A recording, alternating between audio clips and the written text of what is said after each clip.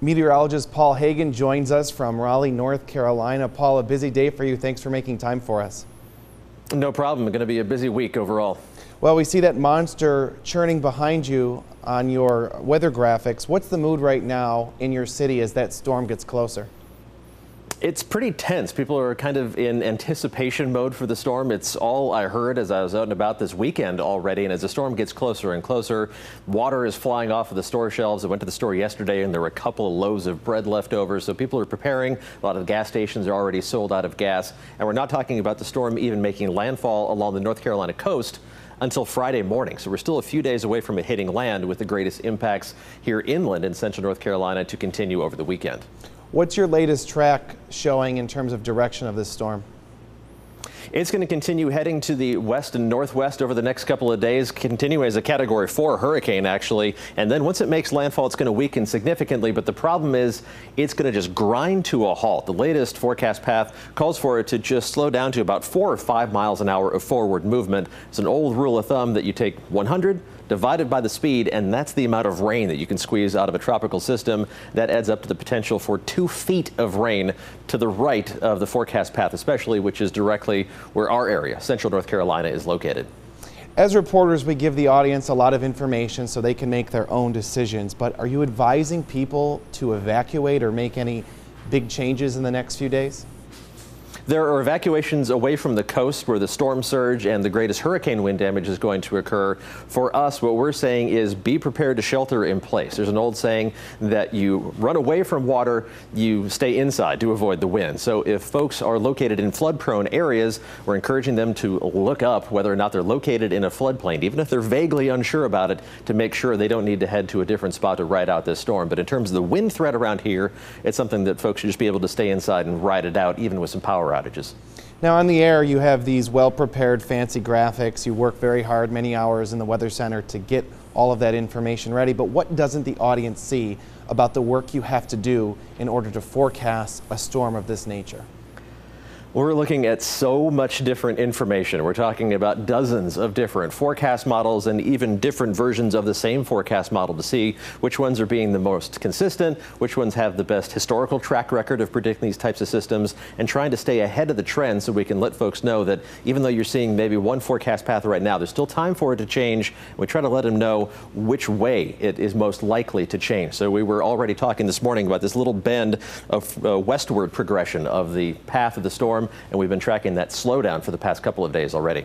Well, we see that cone of uncertainty behind you. Uncertainty is the key word in that. How do you prepare and how do you forecast for something that can move one direction or the other at the last minute?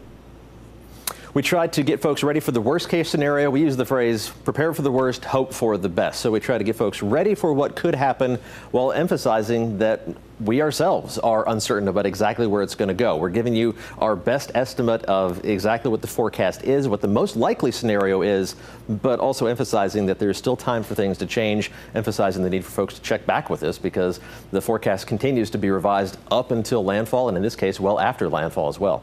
Give me a little history. Does this hurricane remind you of a previous storm? We're in kind of uncharted territory here. If it hits land as a major hurricane, it's one of the few to make landfall in North Carolina, Category 3 or above. If it happens to hit as Category 4, it would only be the second since Hazel. So we're talking about something that hasn't happened very often. In terms of the historical path of this, where it developed in the Atlantic Ocean, where it developed, there have been 0 landfalling hurricanes that have come from that part of the Atlantic. So this is a unicorn in terms of storm systems. There's not much we can look back at and say, okay, this reminds me of that. In terms of the potential for it to very slowly move inland and produce that torrential rain, though, we don't have to look that far back because it's very reminiscent of Hurricane Harvey, where it made landfall in Texas last year. Well, a big week then for you, an important week for you to be there for your audience. What does the schedule look like for you and your colleagues over the next few days? We're going to be busy over the next few days. Once the impacts are felt in central North Carolina, I'm not leaving. They will not be able to get me to leave the building. So we're going to stay here and continue giving updates, and I will find an office somewhere that nobody is in and crash for a couple hours every day. But we're going to be here helping folks ride out the storm, try to keep them ahead of it, because even once people lose power, they're going to be able to follow us on social media, and we're going to try to keep them updated that way as well. Well, you'll be there. Your fellow meteorologists will babysit the radar. Your reporting colleagues, I'm sure, will be out in as rough of elements as possible in terms of weather. So with all of that work ahead, with that duty that you have for your audience, how does your personal life, how does protecting your home, getting your home prepared, helping your families, how do you balance having both as this massive storm heads your way? I try to get my wife prepared for this as best as possible. We don't have kids, but we have 3 dogs, so we make sure we have the thunder shirts ready for them because the wind is going to be producing just as much noise as thunder does from regular thunderstorms. My wife happens to be a public information officer for one of the suburbs here, so she's going to have her hands full. She's going to work from home, so we've already kind of pre-planned for that and just try to follow the same advice as everybody else. We've looked up. We know that our house is not in a flood-prone location, so as long as we can avoid any wind damage, we should be okay at home, and just stocked up on supplies just in case the power does go out.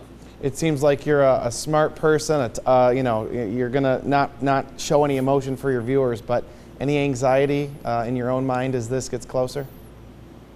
There's a certain level of anxiety, I would say concern at this point. Anxiety is something that I kind of associate with uncertainness, and while there is certainly a level of unpredictability to a landfalling hurricane, I have to have faith in my own education and my own experience with these types of storms to try to be able to keep people ahead of it and remain as calm under pressure as possible. You don't want to see the person you're relying on to be calm under pressure crack under that same pressure, so we try to live up to that standard. All right, meteorologist Paul Heggen. Paul, from your colleagues both on the meteorology side and the reporting side in Syracuse, we wish you and your colleagues all the best for your hard work and of course safety as the storm gets closer. Thank you. We appreciate it.